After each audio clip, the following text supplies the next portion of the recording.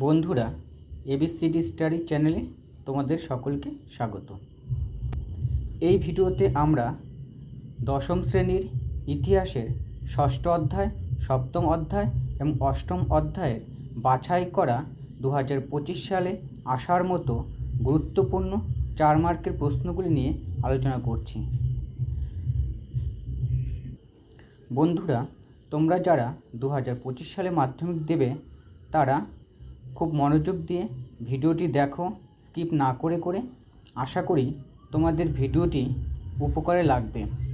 আর বন্ধুরা, তোমাদের মধ্যে যারা এখনও নতুন বা প্রথমবার আমার চ্যানেলটি দেখছো তারা আমার চ্যানেলটি সাবস্ক্রাইব করে দাও এবং একটি লাইক করো। ভিডিওটি কেমন লাগলো তোমরা কিন্তু কমেন্ট করে জানাবে। চলো আর কথা না বাড়িয়ে দেখে নেওয়া যাক আজকের ভিডিওর গুরুত্বপূর্ণ 4 মার্কের প্রশ্নগুলি।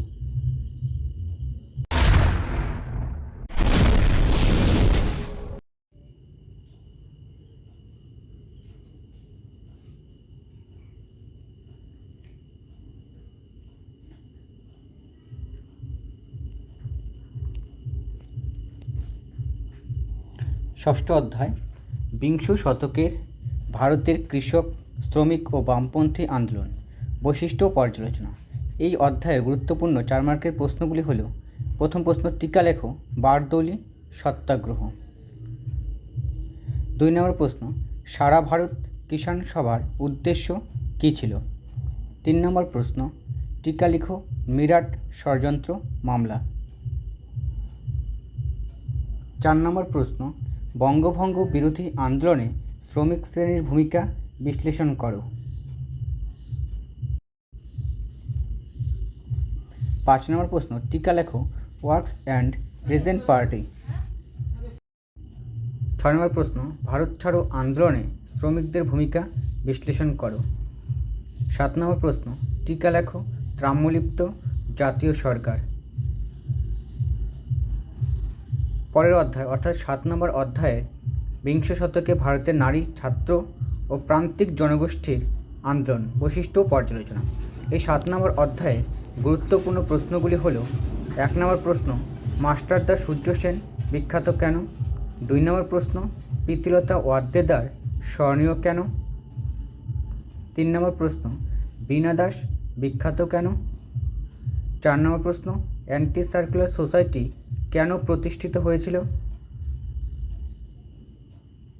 5 নম্বর প্রশ্ন, টিকা লেখো মাতঙ্গিনী হাজরা। 6 নম্বর প্রশ্ন, টিকা লেখো কার্লাইল সার্কুলার। 7 নম্বর প্রশ্ন, সশস্ত্র বিপ্লবী আন্দোলনে নারীদের ভূমিকা বিশ্লেষণ করো।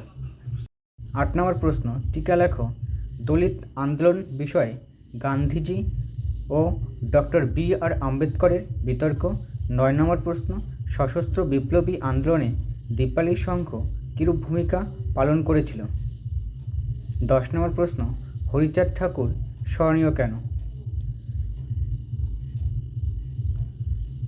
লাস্ট অধ্যায় অর্থাৎ 8 নম্বর অধ্যায়, উত্তর ঔপনিবেশিক ভারত বিংশ শতকের দ্বিতীয় পর্ব। এই 8 নম্বর অধ্যায়ের গুরুত্বপূর্ণ 4 মার্কের প্রশ্নগুলি হল: 1 নম্বর, স্বাধীনতার পরে ভাষার ভিত্তিতে ভারত কিভাবে পুনর্গঠিত হয়েছিল? 2 নম্বর প্রশ্ন, কাশ্মীর কিভাবে ভারতভুক্ত হয়েছিল? 3 নম্বর প্রশ্ন, হায়দ্রাবাদ রাজ্যটি কিভাবে ভারতভুক্ত হয়েছিল? 4 নম্বর প্রশ্ন, জুনাগড় রাজ্যটি কিভাবে ভারতভুক্ত হয়েছিল? 5 নম্বর প্রশ্ন, উদ্বাস্তু সমস্যার সমাধানে ভারত সরকার কী উদ্যোগ গ্রহণ করেছিল? 6 নম্বর প্রশ্ন, ভারত সরকার কিভাবে দেশীয় রাজ্যগুলির ভারতভুক্তি জনিত সমস্যার সমাধান করেছিল?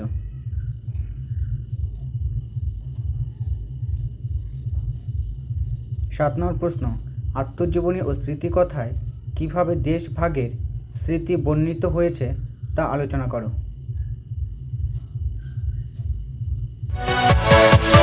Yeah.